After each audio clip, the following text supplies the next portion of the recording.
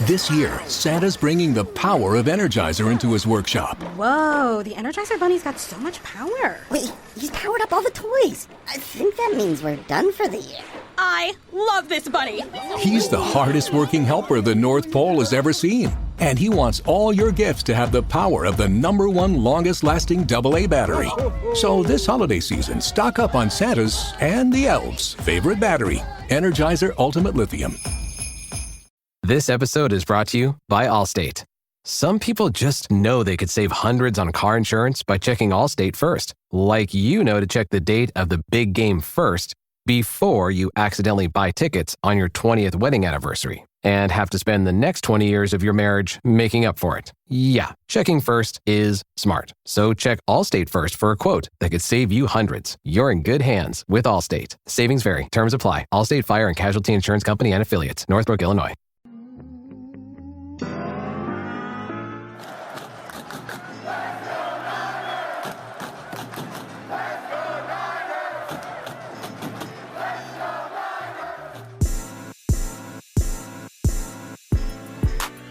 Welcome into 49ers Access. My name is Sterling Bennett, and today we are previewing the San Francisco 49ers Week number 10 matchup against the Tampa Bay Buccaneers. The San Francisco 49ers are coming off the bye week. They're currently 4-4 and in third place in the NFC West.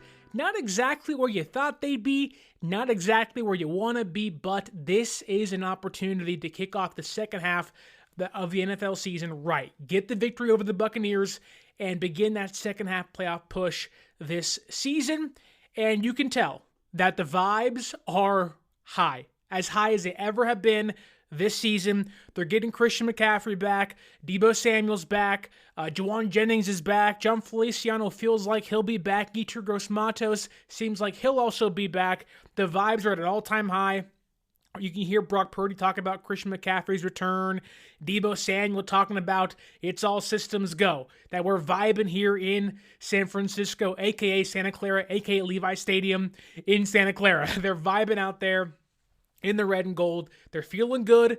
They're getting healthy at the right time this year. We do have some practice injury updates as of today. That is Thursday, November 7th. Chris Conley didn't practice all week. He's probably not going to play. Not a massive loss, but when you don't have Brandon Ayuk, any receiver that goes down is like, hey, keep an eye on that. Conley didn't play. Mooney Ward probably not going to play in this one. His daughter's funeral is tomorrow, that being Friday. Obviously, she passed away. I think she was 2 years old. Really sad situation. Take all the time he needs to get out there. If he has to go away for a month, losing someone like that is terrible. I hope he finds some solace and they can find some peace, but probably not going to play this Sunday against the Buccaneers. And of course, Kevin Givens, he's not going to play this Sunday, at least from what it seems like now. They did see the return of Deebo Samuel and Jordan Mason, Christian McCaffrey, Juwan Jennings, Jake Moody, Mitch Wishnowsky, John Feliciano, and Yetur Gross-Matos. Then there was Malik Mustafa, who hurt his ankle during practice today. It feels like he may or may not play this Sunday, so that's certainly up in the air. A lot of great things happening in San Francisco. A lot of people getting healthy at the right time. Although the Malik Mustafa injury is certainly concerning, knowing he's going to start the rest of the year for you at the safety position. Nick Bosa, he was in warm-ups today and was a participant but didn't come back on the field. Currently, he has a hip injury, but I'm assuming he'll play this Sunday because he has his favorite quarterback to sack on the opposite side of the field, that being Baker Mayfield. So I'm sure Nick Bosa will be out there this Sunday, but didn't practice today. And the San Francisco 49ers are playing the Tampa Bay Buccaneers, who, unlike San Francisco, did play last week. They lost in overtime this past Monday to the Kansas City Chiefs. They are 4-5 on the season. They have lost, I believe, 3 games in a row, consecutive losses against the Falcons and the Chiefs. This one in overtime. And they're not going to have Mike Evans or Chris Godwin. They are banged up. They are the antithesis to the San Francisco 49ers. They are the exact opposite of the San Francisco 49ers, where we're out here in the Bay Area feeling good, getting healthy, the vibes are nice. In Tampa Bay, they're like, Can we just get to the bye week, please? Can we just get our guys back, hopefully healthy? Their season has completely turned on its head. They looked like one of the best teams in football to begin the year, and I think we all knew that wasn't going to last the length of the season, but Baker's having a phenomenal year so far. Him and Mike Evans looked just great to begin. The defense is playing a lot better than they are now, but they have tanked their season so far. They were on top of the NFC South, and since then the Falcons have just ran up the standings, and the Buccaneers have, despite being in a bad division, fallen down a couple pegs, and they kind of feel like a fringe playoff team as of right now. Again, they're 4-5, lost a handful of games in a row, and aren't going to have their two best offensive weapons, which brings me to the most important part of the show. That is shouting out Joseph Ehrenberg in the comments. What's up? Bobo saying, the Buccaneers played KC pretty tough last game. Yep, that is one of the best things for San Francisco.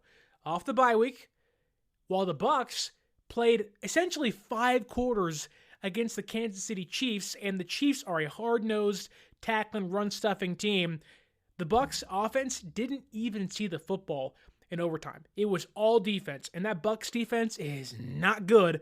That's a good thing for the San Francisco 49ers. Joseph, I see your question here. What do you think CMC's usage will be? We'll dive into that today, so stay tuned. I will answer your question. Kind of already have in previous shows, but I'll dive into a little bit more here in today's show. Want to kindly ask you to like, share, and subscribe, and let's jump into the Niners' Week 10 game against the Tampa Bay Buccaneers, starting with Christian McCaffrey. So when you look at what the Niners have done this year and the areas in which they've struggled, third downs, red zone, that has been the two biggest areas they have been held back and why they are currently 4-4, not 6-2 or 7-1. It is a massive reason as to why they haven't lived up to the expectations and find themselves in a relatively, I don't want to say deep hole, but they're in a place they shouldn't be with the roster they currently have. So getting Christian McCaffrey back is, one, going to massively improve, at least you hope so, their red zone efficiency and their third down conversion rate. Longer, sustainable drives, and once they do that, they'll score inside the 20. That said, I think that McCaffrey should rarely be used inside the tackles. I don't want to see him, getting his ankles kicked or getting pulled down from behind.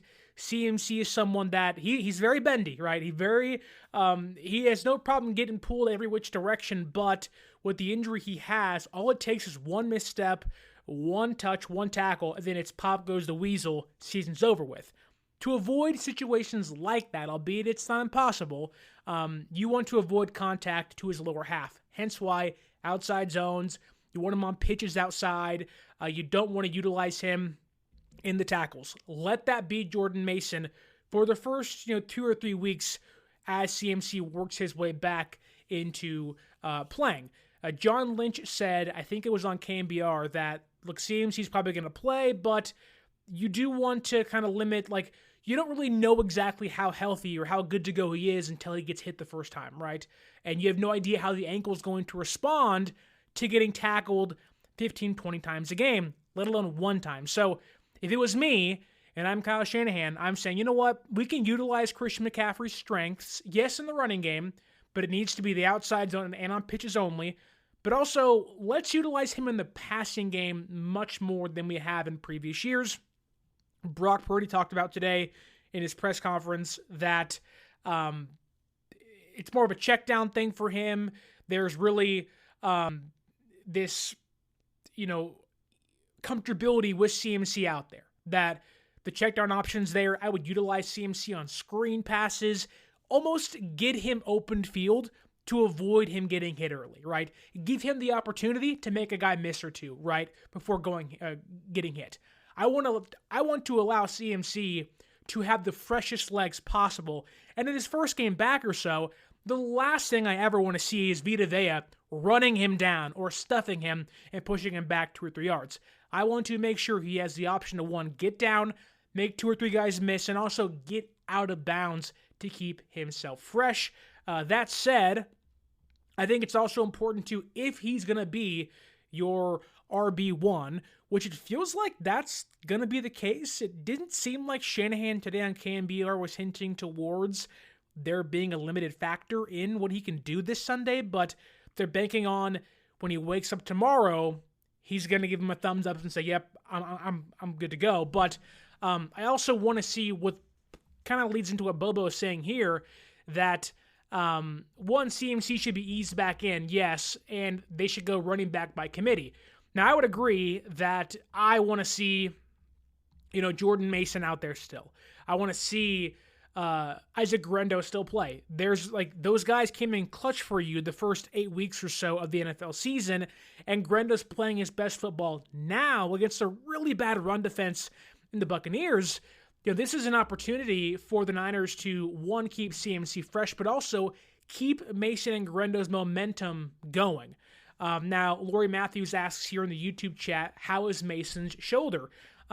Yesterday, he wasn't wearing a blue non-contact jersey. Today, he was, albeit Thursdays are usually the most rigorous and tough practices throughout the week, so it may have been a precaution for Jordan Mason. That's a massive question for sure, but again, let's say you have a pie chart here, and it's CMC and Mason and Guerendo. Let's say you want CMC getting about 30% of the snaps at running back. You want Mason to get about, 50%, and you want Guerendo getting a 20%, right? You want to split this thing up relatively evenly, and then Mason will be injured or the shoulder's bothering him. You do want to have this three-headed monster back there, which it's funny enough is that I talked about this so many times over the course of the year in the offseason that they have their LT and they have their Michael Turner. Okay, well, although he isn't a small guy, you kind of had your Darren Sproles with Isaac Guerendo. Very different, and I get that, but it's rare you have three viable running backs in your backfield, and the San Francisco 49ers do. It would be stupid to not utilize all three of them. Now, I get it, CMC's reigning offensive player of the year in a couple weeks' time. Maybe you don't do that. Maybe it is all systems go, he's fully healthy, the Achilles isn't bothering him anymore, but in this case, at least in week one when he's back, you want to ease him back in. Don't forget Jordan Mason exists. Don't forget Isaac Guerendo has 4.3 speed and has clinched 2 games for you this year in Seattle and against the Dallas Cowboys 2 weeks ago. These guys, the young players, mind you, have been pivotal into keeping this roster afloat at 4-4. You hope CMC takes you over the top, but you want to still utilize Christian McCaffrey and Isaac Guerendo and Jordan Mason in the offense. So I don't think Mason's shoulder will be that big of an issue, but if it is, here's Isaac Guerendo right here ready to go. He's fully healthy. He arguably, despite playing a handful of games this year, has the freshest legs on the team. If CMC's kind of inching his way back into the fold, Guerendo's still the healthiest guy on your roster in the backfield, so I would utilize him a lot if Mason's shoulder is still bothering him. But I do want to see a three-headed backfield. I don't care if it's a heavy Mason day and a little bit of CMC and a little bit of Guerendo, but I don't want to see these guys' strengths not being utilized. And I think Christian McCaffrey, one great way they can utilize him is, especially now that Mason has seemingly proven himself and Guerendo has proven to be kind of although less consistent, a viable backup option. You ain't got Brandon Ayuk. You hope that Pearsall comes into his own throughout the season, but you can utilize CMC running routes on screens, kind of as your slot receiver, allowing Juwan Jennings and Deebo Samuel to be the outside guys. So there is a way to limit how much contact McCaffrey makes. It also helps you in man coverage. And I think that's a big area too for the Niners, that they have guys that cannot beat man coverage. You add CMC back out there, whether it's taking away a nickel, in this case it's Tyke Smith with the Buccaneers. If that means getting more mismatches with Deebo and Juwan Jennings and George Kittle, well, so be it. There is a beautiful thing. Now, we wish Ayuk was healthy and back to what he was last year for San Francisco, but he's out for the year. But you still have viable options. In fact, you're getting back the best offensive player in football last year. So there is ways to mix and match what they can do offensively. They can get CMC involved. I think one great thing and an impact that will not only help the running game and getting in the red zone and on third downs, but also it is going to slow down Brock Purdy entirely. There is this calmness, this kind of, okay, I don't have to go through my progression so fast. I have CMC right here. Don't forget, CMC was making Jimmy Garoppolo look like an MVP for a little bit of time in 2022. So don't forget that. CMC can make mid-quarterbacks look phenomenal for a couple of weeks in a row. And so for Brock Purdy in this case, I go back to if they had CMC against the Rams this year or the Cardinals this year, he would have been a godsend. They would have won those games. In times where Brock, we've talked about here, the turnovers are kind of becoming like a problem, or they're becoming more common for Brock Purdy. The Chiefs game for sure, the Cardinals game was one. Ways you limit that is having Christian McCaffrey out there being a check-down option and Brock feeling comfortable throwing to him more consistently. Even if it seems he's only going to play about 35 snaps or whatever his snap count will be in a small fashion, that can still aid Brock Purdy. And I think that there is one way to help the Niners is that, yeah, you can get CMC out there fast and easy, inside zone, outside zone, do things he's usually done when he's healthy. But I think even if strategically he's only playing in the red zone and on third downs, fine. Be a third down back and a red zone running back. That's fine. This team will automatically score more points. It is that simple. CMC is too good. We talked about, I think it was maybe last week, maybe it's 2 weeks ago now, that the Niners running backs this year only have 3 catches all year in the red zone. With CMC back, that will change.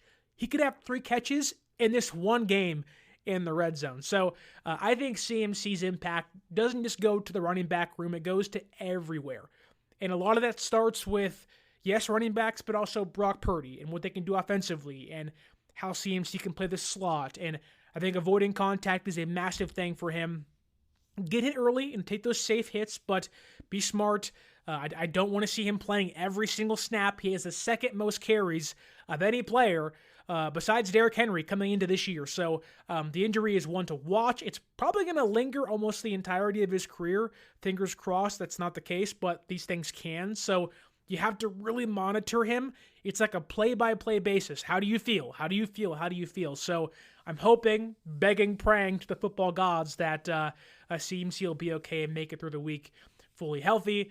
We have a comment here by Dre Area Sports saying he would love to see a 3-man running back rotation, but knowing Kyle Shanahan, he will slowly go to CMC all the time. Yep, that feels like what's going to happen. In the first week or so, it'll be a mixture, but once Shanahan gets the, hey Kyle, I'm good to go, it is, you put the freaking F1 in the backfield, the Ferraris in the backfield now, it is all systems go, pedal to the metal, like Dom Toretto and Fast and Furious. I ain't got friends. I got Christian McCaffrey.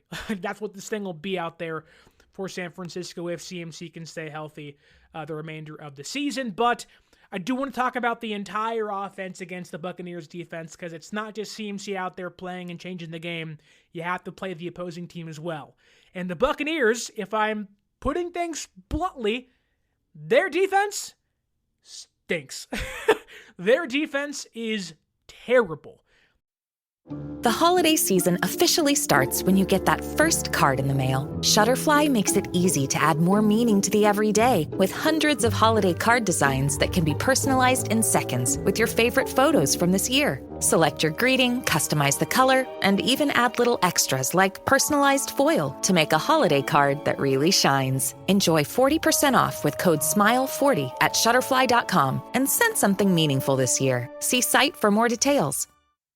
And I understand they've lost some players. They're kind of in this retooling year where they're more reliant on the offense pulling through. Baker, Mike Evans, Chris Godwin, young running backs in the room, an amazing offensive line. But their defense has lost a lot of players. They're young. They make a lot of mistakes. They cannot stop a semi-truck going through the defensive line. Looking at their stats on paper, which if anything, paper has proven that means nothing this year for the San Francisco 49ers. They are 30th in total defense. So second worst or third worst defense in football this year in total defense. They are 28th in scoring. And if you look at the last 5 games they've played, they've won 4 games, they've lost 5 games. In their last 5 games, which includes 3 losses, they've given up 33 points on average. This is a defense that is giving up 33 points, and in there, a 41-pointer, a 36-point game. This Niners offense should be able to put up points with ease against this banged up, beaten, bruised, just demoralized, and young and mistake-ridden Buccaneers defense. The Buccaneers defense is not good. I get it. They're feisty. They play tough. A lot of that comes from the offense staying in games, scoring points. Their offense can score some points big time. Their defense, though, is usually making the offense have to play catch-up. That's the issue for the Buccaneers. They're continually having to play catch-up, and with no Chris Godwin and no Mike Evans and an inconsistent rushing offense, they really just can't put it all together offensively in the last few weeks. There are some bright spots, though, on the Buccaneers defense. Zion McCollum has looked phenomenal this year.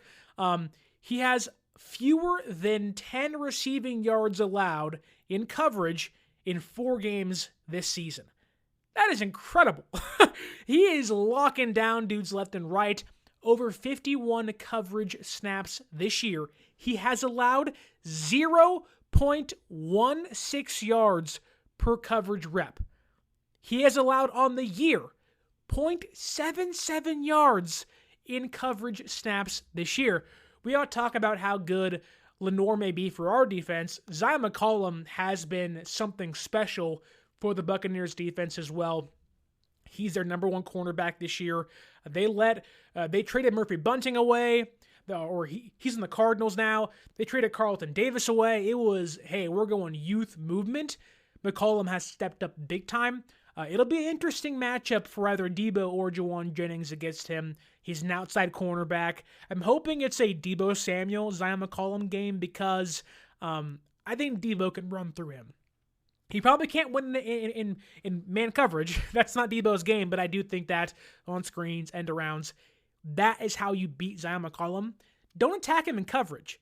Beat him physical. Beat him with your physicality. Run through him. That's the way to beat him for the San Francisco offense. Then there is Tyke Smith, rookie this year. He has looked phenomenal in recent weeks. He's awesome. He plays nickel for them. He is essentially their, I guess you can say, well, he's a bigger nickel back than Lenoir is, or kind of like Renardo Green has been, but he's kind of a safety convert to nickelback, so he's a bigger nickelback than usual. I'm hoping that with Pearsall out there that we're not going to, you want to keep Juwan Jennings in that big body mismatch for you. I'm going to assume Juwan's not going to play slot a lot in this game. Maybe I'm wrong, but he has the hip injury. Although he'll play, I think he'll play more outside. He'll slide into that Brandon Ayuk role for this offense, which is why I think it'll be Pearsall against Tyke Smith. 2 rookies going head-to-head. It'll be awesome to watch in this one. I'm hoping that Pearsall's speed can outmatch Tyke Smith's physicality for the San Francisco 49ers. But I do think that you can beat this team. Their passing defense ranks 30th in football. 3rd worst passing defense in the entire league. They're young. They're not good. They're going to make mistakes. And for Brock Purdy, an area in which he loves to attack the middle of the field. I get it, it's Levante David, but then it's KJ Britt. Those are 2 guys you can attack at this point in their careers all day long. I cannot wait to watch George Kittle feast on these dudes. You go back and you watch that Buccaneers game 2 years ago, that was a feisty defense. Brock Purdy's first ever start, they were blitzing, taking it to him. The first snap of the game, he got rocked by a guy, and you were like, oh my God, what is this going to be like? Is he hurt? Is he okay? And he was fine, although he broke his ribs in that game and still played 1. It was crazy. Then beat Seattle the next week on Thursday Night Football for the division, but this is not the same defense. This is a team that has Vita Vea, Levante David, and maybe Zion McCollum's in that conversation. They really don't have the pieces. Jordan Whitehead didn't practice today, so don't know if he's going to play this Sunday. They're banged up, they're broken, they're bruised, and they're really not that good anyways. even when they're healthy. So they're kind of looking for answers. They are, funny enough, the Buccaneers are kind of in the same boat as San Francisco, albeit more injured. They're sitting back like, wait a minute, we're going into our bye week after this one. We got to win this game. Got to get back to 500 at home against a NFC opponent. Sounds kind of familiar, right? This is their Dallas Cowboys game for the Buccaneers. They're sitting back like, you know what? We almost beat the Chiefs. Got to bounce back and win this game and beat the San Francisco 49ers. But I just think the Buccaneers defense is too bad. And we haven't even talked about their run defense yet. They're 19th against the run this year. And they've given up in the last 5 games 130 yards on average. So you talk about a team that, one, can't stop the pass, but also they're giving up over 130 yards on average in the last 5 games, hence why the opposing teams have scored 33-plus points in those 5 games on average. So you're seeing a bad run defense with a bad pass defense that is not stopping opposing offenses. You ring the bell. This should be the offense explosion. What a perfect week for CMC to return. It's a bad run defense. You should be able to get the ball and not play too much. Like, realistically, you don't want to play CMC a lot in this game. You want like 15, 20 snaps out of him. Kind of, I would say you want him to play less than his Niner debut against the Chiefs, but he played like 35 snaps in that game, 40 snaps in that game. So you almost want him to play about 20 snaps, 25 snaps total with like 8 runs, maybe like 4 or 5 targets in the passing game, primarily hopefully in the red zone. So this is a game where I do think San Francisco can actually come out kind of how that Jaguars game was last week, where you're like, oh, they've lost 3 in a row. It's not looking pretty. Not where you want to be. You were 5-0, now you're 5-3. Okay, then they explode for like 38 points against the Jaguars, and you're like, oh, they're back. They're back. This is an opportunity, at least on paper, for the San Francisco 49ers to have their best offensive output of the entire year. They've had this, 23 points, then 31 points, then 23 points, then 16 points. And you're like, what is going on? This is a real chance to, you self-scouted during the bye week, get back to run first, play action, attack the middle of the field. You have the weapons to also go deep now with Ricky Pearsall and Jacob Cowing, but you can really get back to playing Shanahan offensive style of football, but while also having the explosive plays with Brock Purdy as your quarterback. So the Bucs are honestly the perfect opponent to play if you're the San Francisco 49ers coming off of your bye week. Their defense ain't great. Their passing defense sucks. They're giving up 33 points the last 5 games on average. Their run defense ain't good. Like, this is a perfect game to get CMC back in action. Perfect game to get Brock Purdy back and kind of build the confidence back up and rekindle him magic with Jawan Jennings and Debo and come out of the bye week saying, that's behind us. This is a game to make a statement of like, we are here. We are back. You have the Buccaneers in this one, the Seahawks in 2 weeks at home, NFC West game. Then you have on the road, the Packers and the Bills. This is a chance you come out there and make a statement today. Get that confidence. Keep the vibes up and get out healthy with CMC out there and Purdy's playing well. This game will go a long way into deciding not the outcome of the year, but deciding the mentality they carry throughout this next month or so. Into the holidays, near Thanksgiving. You win this game, you have not an easy game, but you have a winnable game against the Seahawks next week. Then you're on the road in 2 cold winter games against the Packers and the Bills. All you got to do is beat the Packers. Forget the Bills. Beat the Packers. Beat your NFC opponents. You'll find yourself in the playoff race at the end of the year. And if you win 2 games in a row, 3 games in a row, everyone's saying, uh-oh, watch out. San Francisco's getting hot. But that conversation has to start here. That said, there are some things to point to and say, could that be a problem? Could this be a problem? And a lot of those are on the defensive side of things for San Francisco, but I do want to add this before we dive into that. The Buccaneers are one of the worst third down defenses in football. They also are one of the worst red zone defenses in football. They're 23rd on third down, and if you watch that Chiefs game, it was like open season. They were 11 for 18 on third downs, 61.1%. 5 of those third down conversions came on 3rd and 6. The Buccaneers do not stop teams on third down, which gets back into sustainable offensive drives for the San Francisco 49ers coming off the bye week.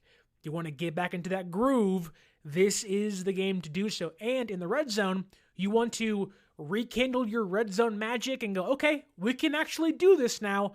21st ranked red zone defense. They don't get to the quarterback. They don't get takeaways.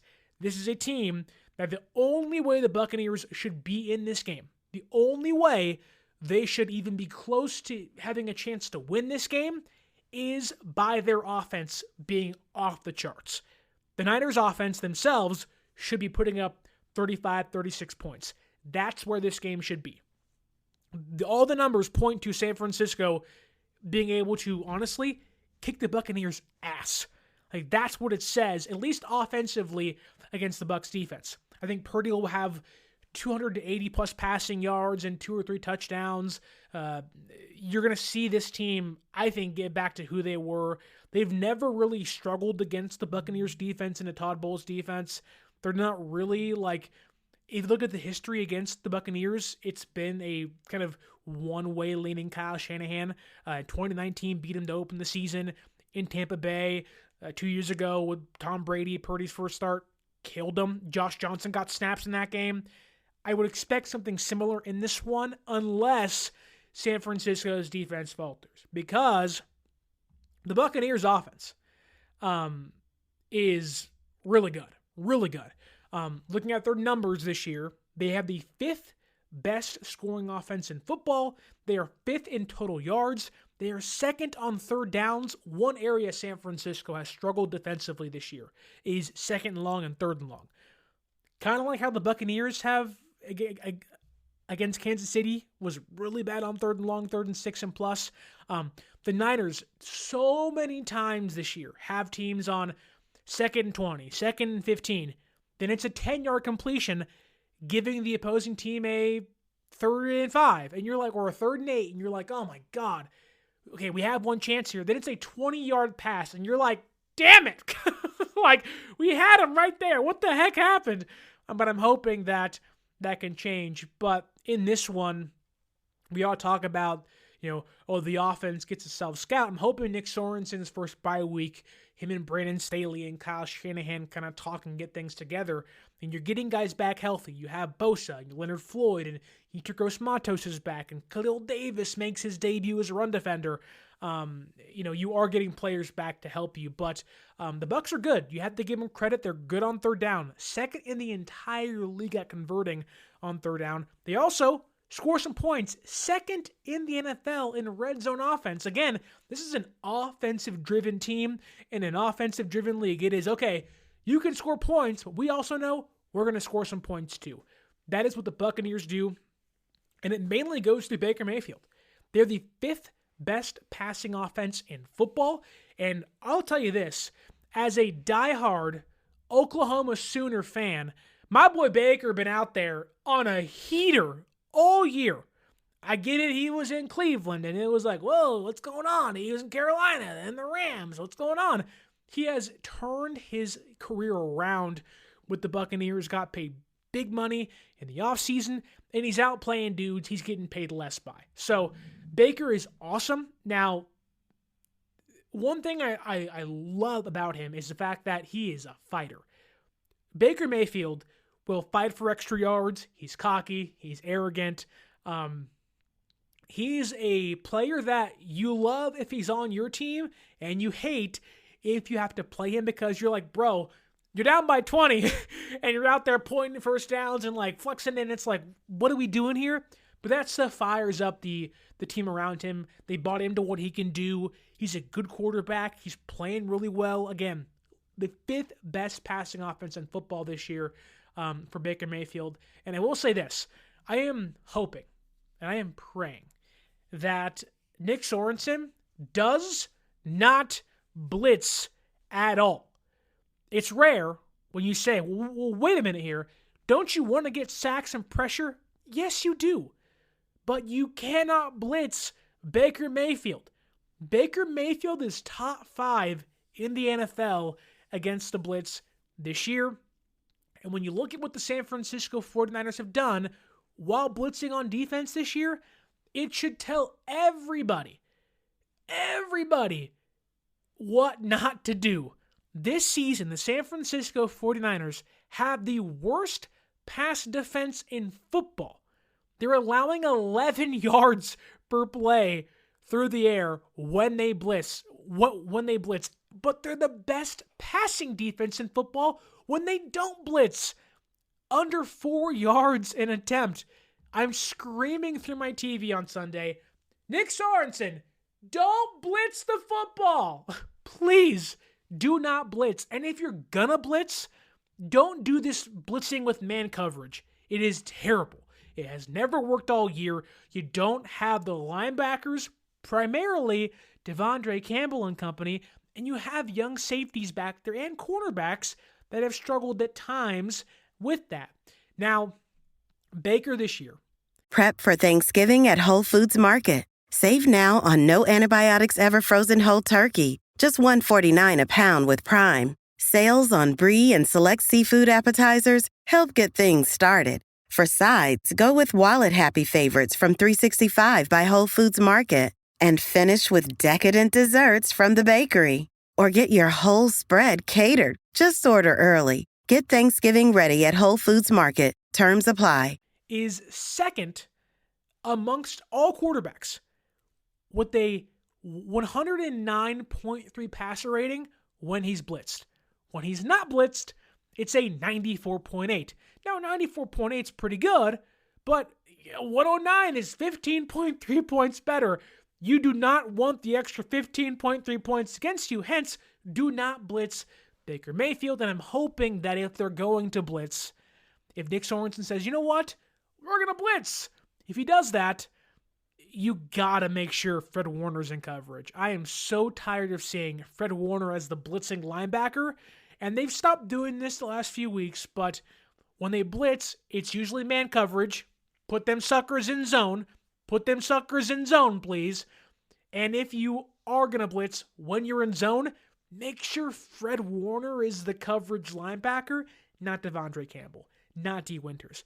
I need, literally, the greatest linebacker since 2018 when he was drafted at eliminating the middle of the field to remain as the eliminator of the middle of the field. The worst thing you can do if you're Nick Sorensen against Baker Mayfield is take out or move Fred Warner out of his spot as this roving, ball-hawking, playmaking linebacker and taking away inside the hashes over the middle and saying, here, Baker, here's Devondre Campbell against Cade Otton, who's also having the last 3 games of his life.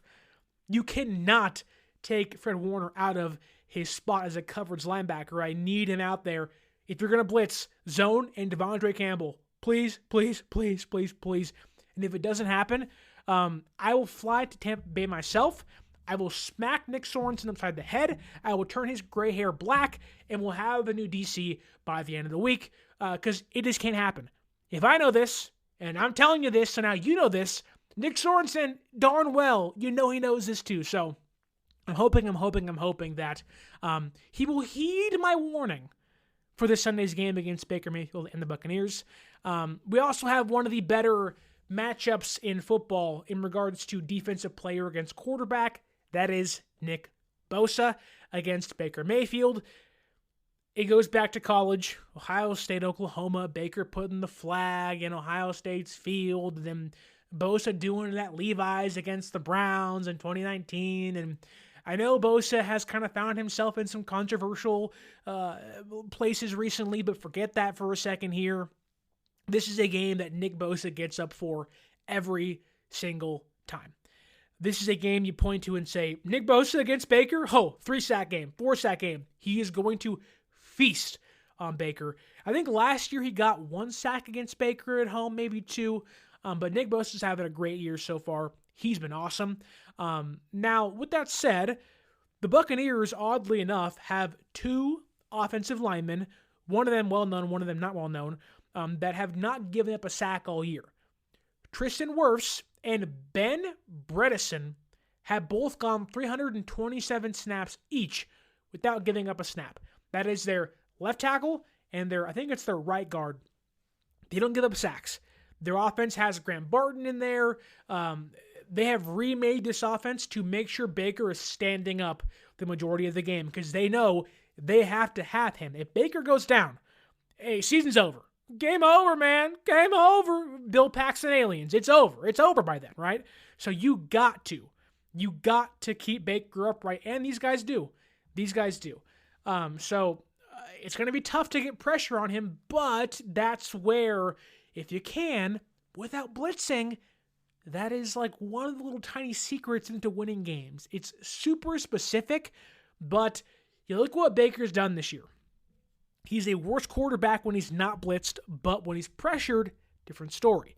If you can get pressure on Baker Mayfield, Baker is a quarterback that knows the result of the game with the Buccaneers kind of resides on his shoulders. If he plays well, they'll win. If he's out there taking chances and making amazing throws, they have a great opportunity to win games. That said, Baker's thrown 9 interceptions this season, and he's not going to have Mike Evans and not going to have Chris Godwin. He is going to have to put the ball in dangerous territory to win games without those 2 players. You saw it against the Ravens a couple weeks ago. You saw it against Kansas City last week. He is going to make mistakes. He is going to give the ball away, or at least try to, a handful of times in this game. In the last 3 weeks, he has thrown 4 interceptions. In the last 4 games, he has thrown 7 interceptions. And if you make a big circle and come back to it, it's like poetry. It rhymes. You insert Nick Bosa back into the conversation. Oh, look at that. Nick Bosa leads the NFL in turnovers forced by pressures with 3. When you talk about a player being the key to victory, we know Nick Bosa's great. We know he hates Baker Mayfield, but if they're not going to blitz, and they shouldn't, Nick Bosa has to get home. Leonard Floyd and Malik Collins and whoever else they plug and play, Yetur Gross-Matos, you got to get home. If you get home, Baker will make mistakes. He's a far worse quarterback, a 15-point differential when you can get pressure on him. And if you got Nick Bosa, right now, the best turnover creator on the defensive line in football, that to me screams the Niners may get 2 interceptions in this game. I would not be shocked if they pick Baker off twice. I really would not be shocked. He's going to have to force throws. That's already increased turnover-worthy play rate in itself. And you get Bosa out there wrecking dudes, hopefully getting pressure, forcing the pocket, and pushing them around. That'll also push Baker to get the ball away as well. Those 2 things, non-blitzing pressure, and you just let Baker be Baker, you're going to win this game. He'll give you the ball back. With the receivers they have in place, you don't want to not mention it because it's not Mike Evans and it's not Chris Godwin, but it also may not be who's been in there for them in recent weeks. Sterling Shepard, their 3rd receiver, didn't practice today, and McMillan didn't practice today either. So they're going to be playing Trey Palmer, who is their 5th receiver on the depth chart, as their number 1. We talk about injuries in San Francisco being bad. We got Debo and Pearsall and Cowing and Jennings and Kittle like, whew, things are so hard. They're on their 5th receiver. I'm talking about locking dudes up. Like this game is not going to be easy by any means, but this is a game where you should be able to literally put your hands around the neck of a Buccaneer and just squeeze until they pass out. This should be a game like that. The Niners really should be able to put their stamp all over this game against the Buccaneers. They're not going to have Godwin. They're not going to have Mike Evans. And it looks like they're not going to have their 2 backup receivers. They're on their 5th receiver as a starter. But I do want to mention this, though, that despite the injuries they've had at receiver, they apparently have like prime Tony Gonzalez playing for them, prime Gronkowski out there for them, because Cade Otton, who has been this kind of number 2 tight end. He's okay. He's fine. He's kind of a supplemental starter in certain places. He has looked incredible since Evans and Godwin have gone down. He has become Baker's favorite target. He has, in the last 3 games, 25 receptions, 258 yards, and 3 touchdowns. When I talked about if you're going to blitz, not putting Fred as the blitzer and letting him cover a player, who I'm talking about is let him cover Cade Otton the entire game. Let Fred just cover this dude and shadow this fool all the time. And Cade's having a great 3 games and having a good season so far, but it's like, my goodness, you really, Fred has got to be the guy covering him. But with that said, there are going to be times where he can't, right? So this is a big game for Jair Brown, for maybe Malik Mustafa, who may or may not play in this game. He seems like he might, which is a great segue to Key's question here on the YouTube chat that Tashaun Gibson, do I think he'll be starting over Jair Brown soon? I don't think that, but this is a game where you might see Gibson involved. If Mustafa can't play, I don't think they want to start George Odom. I don't think it'll be an Adrian Amos game. I think they'll play Tashaun Gibson. That makes the most sense to me. We'll have to see exactly where his body is because he hasn't played all year. He's been suspended, but that's fresh legs. That's a fresh free safety's legs out there on a defense that if you're not going to have Mustafa, that's what you want. So he knows the defense. He knows the system. This is a game where I think you could see Gibson out there if Mustafa can't go. And if not, if Mustafa can't play, I wouldn't be shocked if Jair Brown moves over to strong safety. Strong safety, they don't play those roles, but I wouldn't be shocked to see him move over and give Gibson his spot back, kind of how it was last year. That, to me, makes the most sense in the world to do so, but it depends on what Gibson's body's at and where he's at health-wise. But I do not see Gibson supplanting their current starters. To me, going into the rest of the year, unless someone has an injury or they're just playing terrible football, I think it'll be it'll be Brown and Mustafa the rest of the year. Those are two, you don't draft a 4th-round safety and a third round safety and not play them. When Brown started all last year for you once Hufanga got hurt, he was a starter the entire offseason, all of training camp, and all this year. You're not benching that guy for a 33-year-old safety who hasn't played all year. You're not going to do that. Unless, again, he's playing terrible, which you hope not, but you never know. And then if Mustafa's healthy, he's been this kind of lighter, igniting your defense. And it's he's not going to sit at all. So I do not see anybody supplanting either one of those safeties the remainder of the year, unless someone plays just terrible to end the season. But then you go into the question of, okay, if you have Mustafa not playing and it's Gibson and it's Brown and you have Renardo Green and Diamador Lenore, what about Charvarius Ward? Now, I don't think he'll play. I don't think he should play. What he's gone through is a tragedy, and it is one of the worst things. I'm not a father, but it's one of the worst things you can ever experience. You hear that and your heart just sinks. When you lose a child that young, first off, at all, it's terrible, but when they're that young, it just makes it so much worse. He'll be in Dallas tomorrow on Friday for, I think, her funeral service, so I don't think he'll play. Thus, San Francisco will be reliant on Isaac Yiadom or Rocky Sin or Darrell Luter Jr. to play, which shouldn't be a problem. Those guys played well against the Seahawks a couple weeks ago, so shouldn't be too big of an issue, but obviously Charvarius Ward can take the rest of the year if he needs to and not play. That said, Lori Matthews says here in the YouTube chat that if San Francisco wins, she hopes that they dedicate the win to the Ward family. I would agree. This is a game where, while your heart's saying football, football, football, I can't wait to get back out there on the gridiron, in the back of your mind, your teammate's hurting, right? And as a fan base, it's yeah, we won.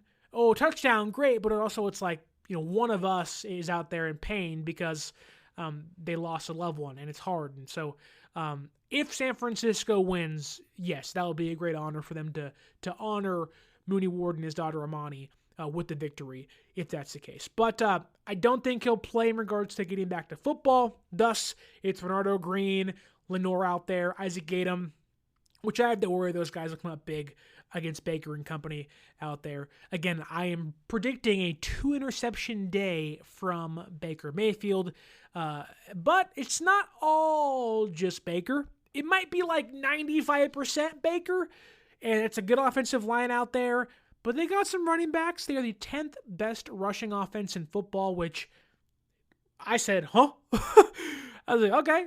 That didn't make sense to me. Every time I watch them play, they never run the football, and they're always fumbling.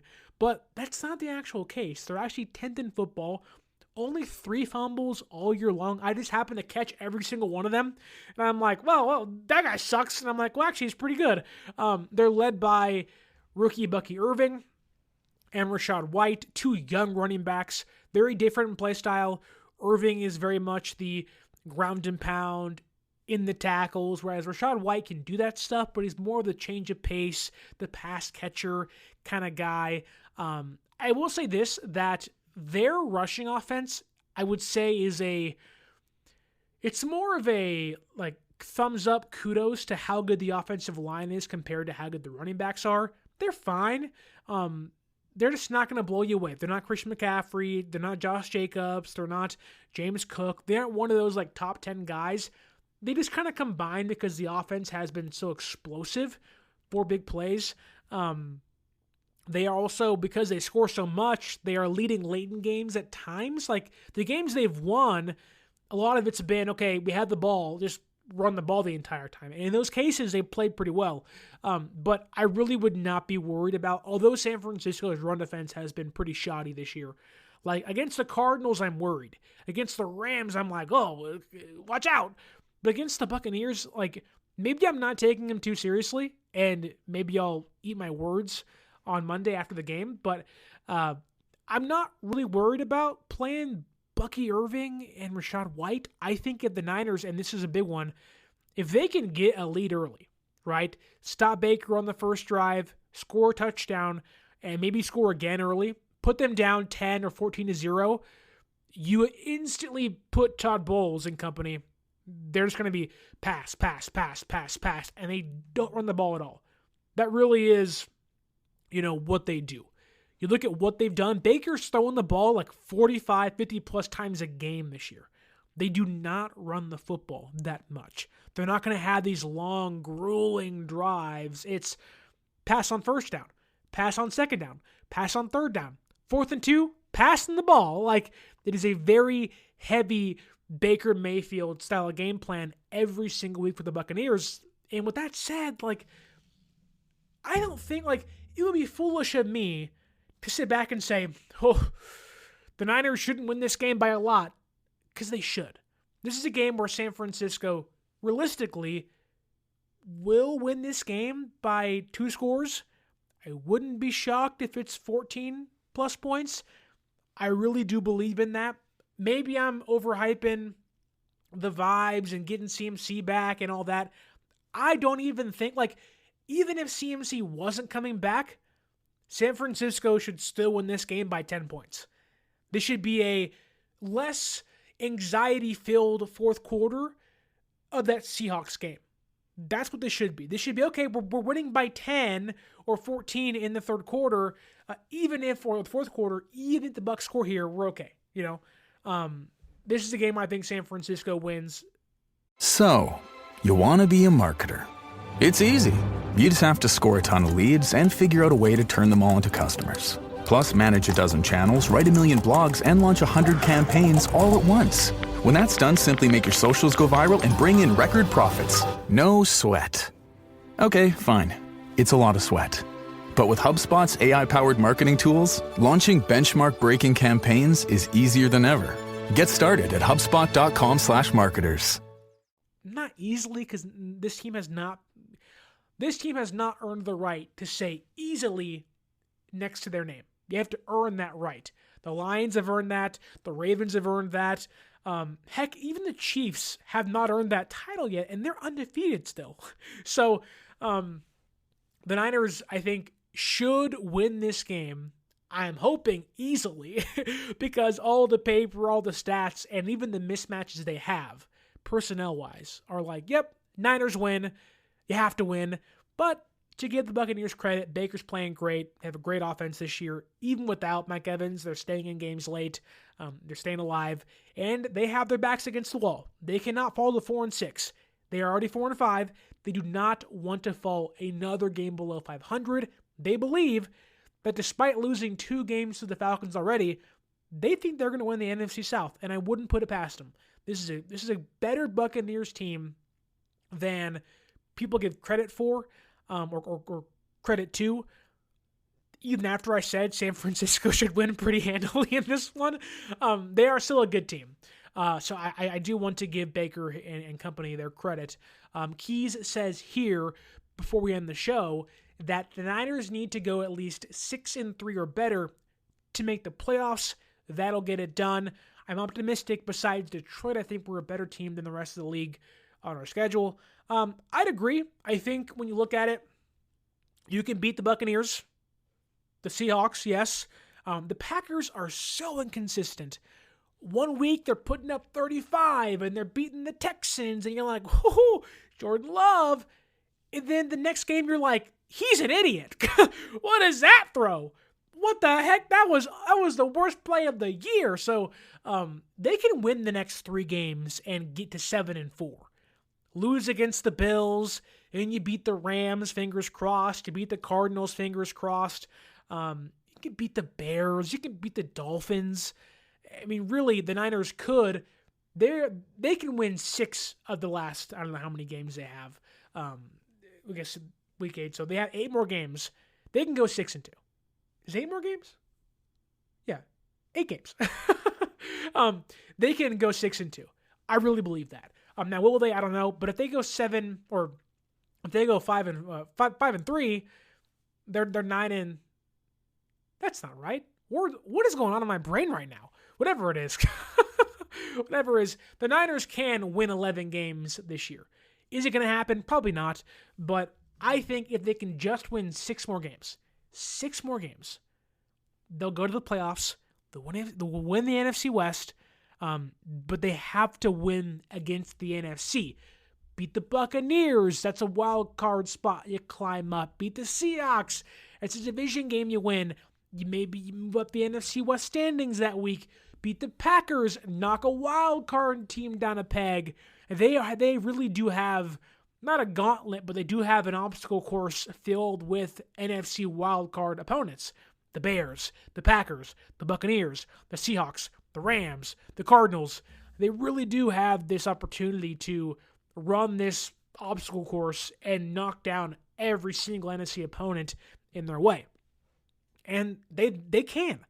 We have yet to see this team play their best football. And I'm hoping that this Sunday is the beginning of that trend. Climb up the hill. You kind of moseyed your way on, up and down the entire first half of the year. Now is the time to begin the incline up the hill and go, okay, we're going to make our trek towards the playoffs. That's what this game should be. I think San Francisco wins this game. Not easily again, but they do win this game. I think they win by 11 points. 20-31. I think San Francisco's defense plays well. I really think turnovers come back to haunt Baker, and I think not having Evans and Godwin for the first time really does hamper down and hinder the Buccaneers offense. I'm not scared of Bucky Irving and company. I don't believe in those guys, but I do believe in San Francisco's offense walking into Tampa Bay and winning by 10-plus points. 31-20 is my prediction. Tell me down below what you think this game will be. Will the San Francisco 49ers walk into Tampa Bay and just flog some Pirates, knock them around, fire the cannons? For us, though, not for them. Walk into Tampa Bay and just beat Baker Mayfield to a pulp, pick him off, get sacks, have a day, get back to who they were last year.